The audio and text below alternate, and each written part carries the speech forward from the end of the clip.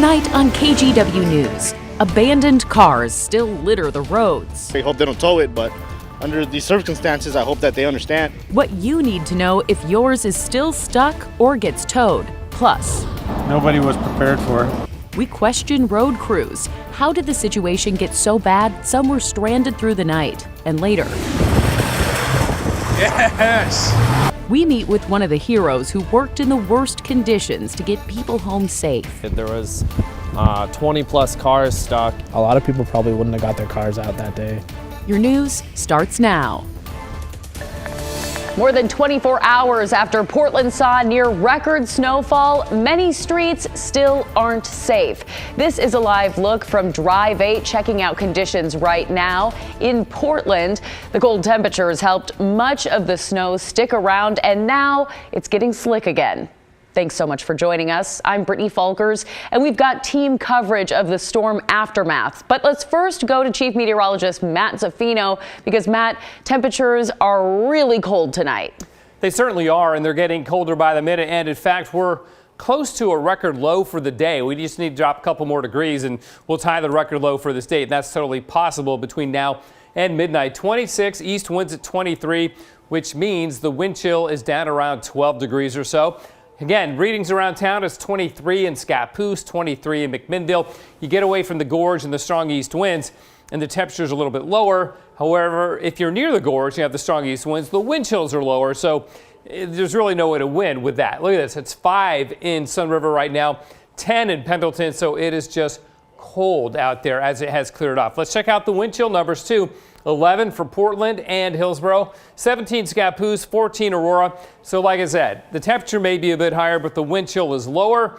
Minus 18 for a wind chill in Sun River right now, minus 2 at Pendleton, and still some closures on the highways up in Northeast Oregon as well. So, I mean, it doesn't look, it can't look much colder and windier than this, right? Mount Hood today had temperatures down below zero and wind gusts of 40 miles an hour. Just brutally cold on the mountain right now. The temperature there is 6, and it will get colder overnight. So very cold the next couple of nights. Lows will be in the teens and low 20s. Surrounding snow cover helping the cause there. Wind chills in the teens and even single digits are possible. And then we have another chance of snow coming our way Saturday night and Sunday morning. That'll be different than this last storm, but still a chance of a couple of inches. We'll talk more on that a little later. Britt, back to you. All right, Matt, thanks so much. We want to take a look at the cars left abandoned on roads and highways. If you were out anywhere today, you saw them for yourself. Crews have been busy all day getting the most problematic vehicles out of the right-of-way to get traffic moving again. Our Alma McCarty found out what you should do if you had to leave your car behind. Stranded and stuck with no easy way out, many Portland drivers decided the best course of action would be to abandon their cars Wednesday night. Pretty frustrating because, nobody knew that I was going to snow this much. I had to stop at the red light behind cars and I couldn't keep moving. And if I couldn't keep moving, then I was stuck. I needed the momentum. By Thursday afternoon, crews were in full swing to address the icy streets. Commissioner Minx Maps explains. We've been out all day. We have plowed about a third of the city, plowed or treated about a third of the city. We still got more work to do, but we're making incredible progress. I'll tell you, one of the real challenges for us right now are the cars that have been left about in the streets. So we've been waiting to get those vehicles off the road. PBOT leaders announced Thursday people who left their vehicles parked legally at meters and other public parking spots will not need to worry about overstaying time limits until midday Saturday. Plus, the Bureau will waive parking citations for illegally parked cars. If you've abandoned your car in a dangerous place, I encourage you to do everything you can to move it to a safer space. However, if your car does get towed before you can get back to it, what do? The city partners with an online platform called Auto Return to help speed up the process of finding your vehicle after a tow. It's a service that provides this clearinghouse of information on vehicles that were towed, and they're doing the intake of these orders across ODOT, PBOT, police, a variety of agencies. Although PBOT won't cite owners for parking violations, you will be responsible for the towing fees. That also goes for cars towed from ODOT-managed roads.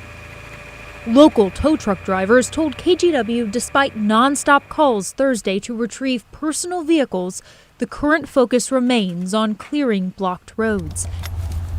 They'll shift gears Friday or Saturday to tow more cars as conditions improve. Odds are, given the high number of vehicles that were abandoned, not only on city streets, but on state highways and state freeways, it could take a while for the tow trucks to get to your vehicle.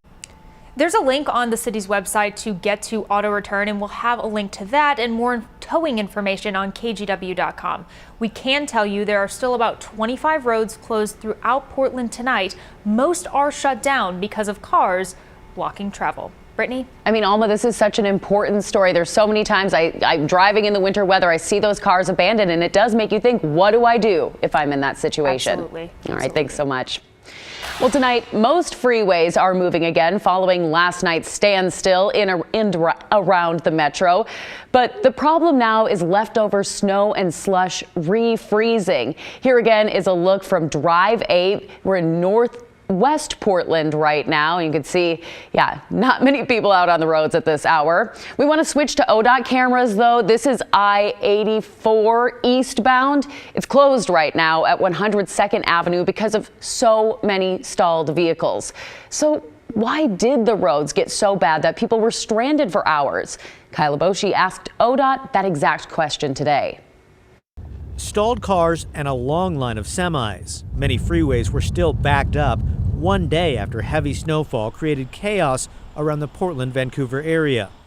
One of the biggest trouble spots was the I-5 ramp to I-84 East near the Lloyd District.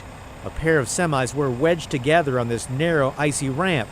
Traffic couldn't get by all night. What's ultimately the issue here? Nobody was prepared for it. And the backup was compounded by drivers who abandoned their cars. It's not one thing, it's all others in there with it. One right after the next. The perfect storm, as they say. Yeah, perfect storm. But for many, the biggest issue was ODOT. You know, in different states, they're a little bit more coordinated. They argue the state agency responsible for Oregon highways was slow to respond, leaving drivers stranded for hours and hours. If there was anybody on I-5, 84, or 205 that had any kind of life-threatening emergency, they probably would have died. There was no getting through that traffic at all. What do you say to those folks? Could ODOT have done better? We were hoping to do better than we did on that. We are down in staff right now. We can't get the roads cleared as quickly as we hope to because we're not at full staff. ODOT spokesperson Don Hamilton explained the storm moved fast and crews couldn't clear freeways that were already clogged with stalled cars and semis. Mother Nature hits us hard sometimes, and we go with the tools as best we can, and sometimes Mother Nature wins, and in this case, Mother Nature won. Kyle Boshi, KGW News. School is canceled again tomorrow for much of the metro area. You can check the full list right now on KGW.com. And it comes after many students got stuck on the road themselves last night. We talked to a Portland public school mother who says her teen son's bus got stuck in the snow near 87th and Beach Street on their way home from Roseway Heights Middle School. That's when students hopped out. While bystanders tried to help the bus get out of the way, it was eventually towed or able to drive out. But the mother tells us all 8 students were left behind. They were waiting inside a stranger's home for a new bus to pick them up. If it was up to me, this driver would be out of a job because that was a gross, to me, that's criminal negligence, to abandon these children like that to someone you don't know. Luckily she was just, a good Samaritan, fortunately, but she could have been anything. She could have been a pedophile. She could have been a serial killer. Portland Public Schools sent KGW this statement saying, quote, PPS is aware of the allegations and we are currently reviewing the matter. The safety and well-being of our students and staff remains our primary concern and we won't waver in that commitment. So many people found themselves in tough spots last night, from crashing their cars to getting stranded inside of them. And in those moments, many good Samaritans stepped up to help. That includes one man who freed more than 20 stranded cars for free. As KGW's Catherine Cook reports, he just wanted to make sure that they got home safe. Wednesday night's near-record snowfall crippled the Portland metro area.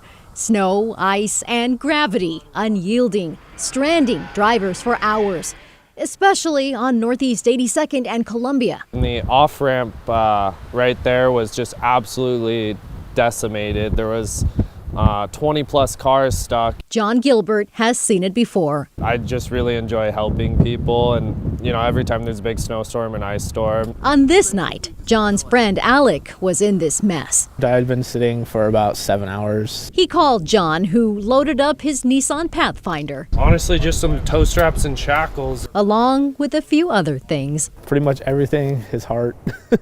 To rescue his buddy. That was the initial plan. There was a car trying to get up a hill, and the first thing we did was ask them if they wanted help, and eventually we ended up pulling them out, and after that, he just kind of decided that's what we were going to do for the night. And so it began. Yes!